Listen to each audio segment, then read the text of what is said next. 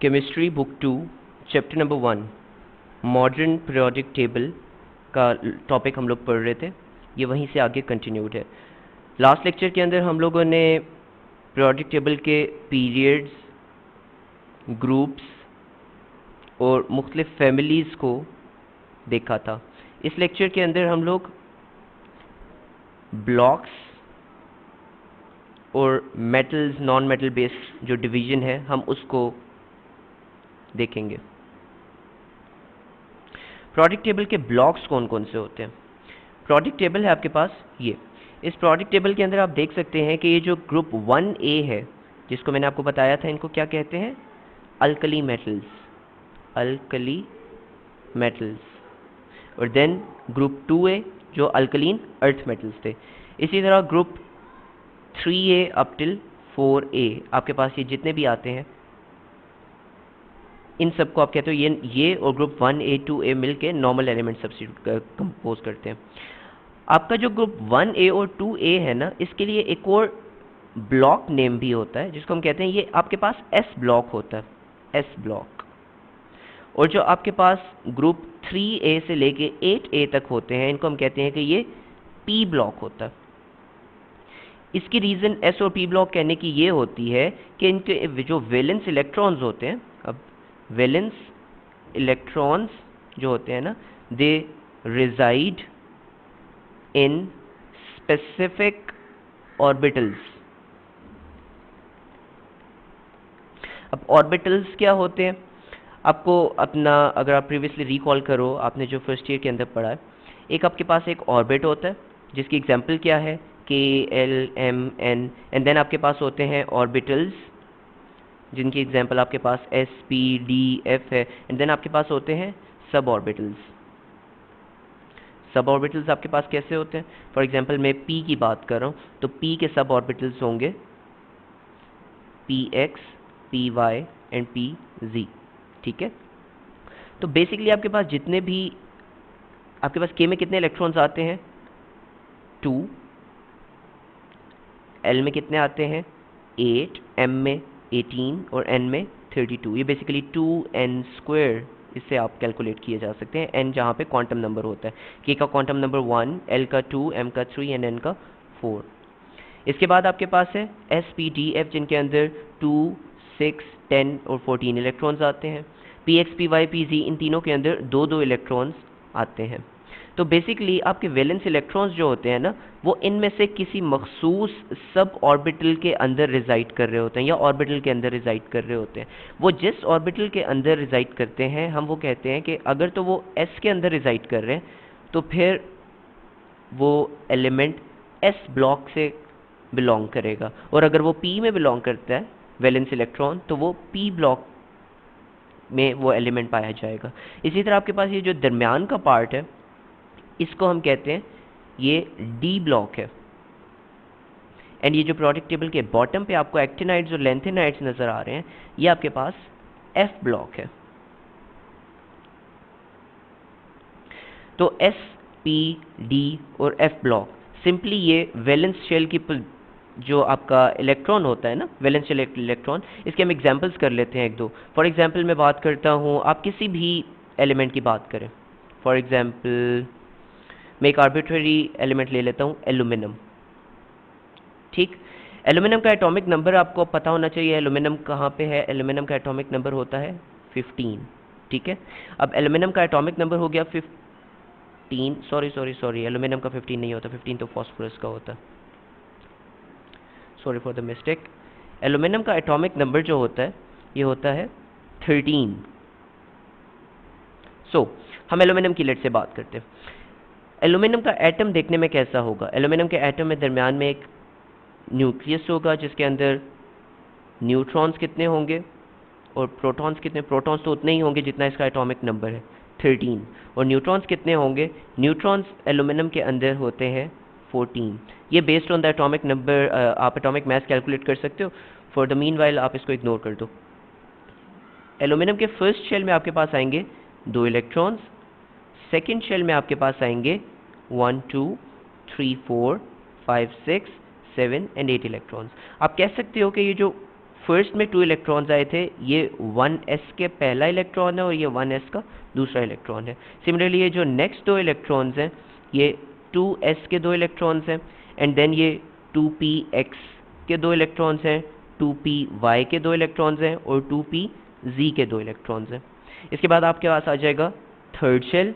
Third shell के अंदर total अब कितने इलेक्ट्रॉन्स होंगे, 1 2 एंड 2 एंड 8 10। आपके पास 3 इलेक्ट्रॉन्स होंगे, 1 2 एंड 3। तो आपका जो ये वाले 3 आ रहे हैं, इनमें से ये तो 3 के s वाले ऑर्बिटल के अंदर जाएंगे, 3s 2, एंड देन ये 3p के अंदर चला जाएगा, 3px के अंदर लेट से एक इलेक्ट्रॉन चला जाएगा। अब आपको यहाँ से आइडिया हो रहा है कि जो आपके पास वैलेंस इलेक्ट्रॉन्स हैं, ये आपका वैलेंस बैंड है ना, ये आपका वैलेंस इलेक्ट्रॉन्स हैं जो आउटर मोस्ट इलेक्ट्रॉन्स हैं, ये कौन से ऑर्बिटल के अंदर है, p ऑर्बिटल के अंदर है। इसका मतलब है कि प्रोडिक टेबल के अंदर एल्यूमिनियम की पोजीशन p ब्लॉक के अंदर होनी चाहिए। जैसे आप देख सकते हो प्रोडिक टेबल के अंदर एल्यूमिनियम आपका कहाँ पे है, ये जब देखो ये p ब्लॉक के अंदर है। रीज़न ये आपको ऊपर में डिटेल में बता चुका हूँ। जो इसका वैलेंस इलेक्ट्रॉन है, जो आउटर मोस्ट सबसे जो बाहर इलेक्ट्रॉन है, वो 3px के अंदर है, ठीक है। तो इसका p ब्लॉक से ही बिलोंग करता है। सिमिलरली आप किसी भी एलिमेंट को यूं चेक कर सकते हो। इसके बाद ब्लॉक्स के बारे में बस इतना काफ़ी है। इसके बाद होती है metal non metal based division.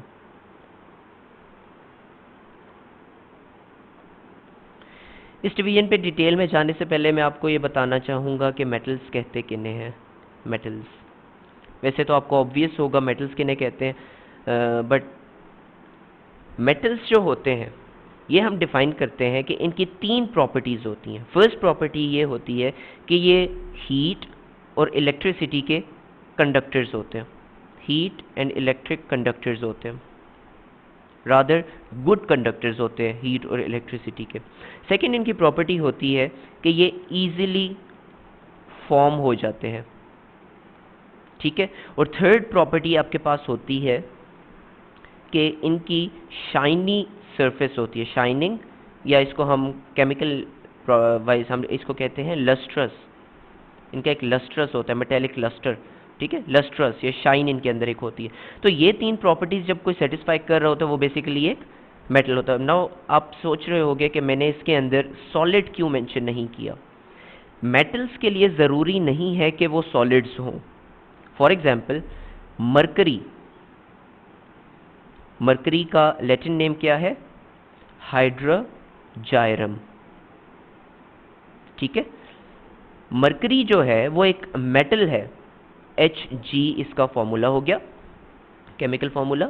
Mercury एक मेटल है बट ये एक लिक्विड फॉर्म में एग्जिस्ट करता है एट रूम टेम्परेचर, ठीक है। अब आप बाकी चेक कर सकते हो कि मरकरी एक कंडक्टर है या नहीं है। ऑफ कोर्स मरकरी एक कंडक्टर है। मरकरी की कंडक्टेंस का आपको यूँ अंदाज़ा हो सकता है कि आपके पास ना कुछ मरकरी स्विचेस होते हैं जिसके अंदर मरकरी का एक आप बॉल यूज़ करते हो, तो वो सिंपली मरकरी उसमें इस वजह से यूज़ होता है कि वो कंडक्ट करता है इलेक्ट्रिसिटी को, यानी it is a very good conductor of electricity, ठीक है। और आपके पास मरकरी की शाइन भी होती है। ऑफ कोर्स अगर आप थर्मोमीटर जो होता है, ये मैं आपको मेंशन कर देता हूँ, ये मरकरी का एक सेंसर होता है, मरकरी स्विचेस होते हैं, इनके अंदर ये यूज़ होता है, ठीक है, मरकरी। सेकेंडली आपके पास थर्मोमीटर्स के अंदर मरकरी यूज़ होता है। थर्मोमीटर्स जो होते हैं, अब आपको पता है कभी थर्मोमीटर टूट जाता है तो वो छोटे छोटे गोल गोल से जो पार्टिकल्स हो जाते हैं, उन सारों का वो काफ़ी कितने शाइन कर रहे होते हैं। तो मैंने रेड से बना दिया, मुझे ये सिल्वर से बनाने चाहिए थे, ये देखा, तो वो शाइन कर रहे होते हैं। तो ये दोनों तीनों प्रॉपर्टीज़ को सेटिस्फाई कर रहा है ना। सो मरकरी इज़ अ मेटल। जब मैंने आपको बता दिया मेटल्स क्या होते हैं, अब जो चीज़ें मेटल्स नहीं होती वो बेसिकली नॉन मेटल्स होती हैं। Non metals totally in 3 properties को अपोज करते हैं। वो कंडक्टर्स नहीं होते, वो शाइन नहीं करते। अमूमन जितनी भी आपके पास नॉर्मली गैसेस होती हैं ना, फॉर एग्जांपल हाइड्रोजन कह दिया, नाइट्रोजन कह लिया, जितनी भी आपके पास गैसेस हैं ये सारी अमूमन आपके पास नॉन मेटल्स होते हैं, ठीक है।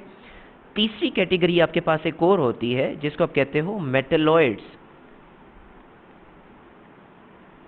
मेटलॉइड्स आप उनको यूं डिफाइन करते हो कि इनकी कुछ प्रॉपर्टीज मेटल्स की और कुछ प्रॉपर्टीज आपकी नॉन मेटल्स की होती हैं, मेटल्स एंड नॉन मेटल्स।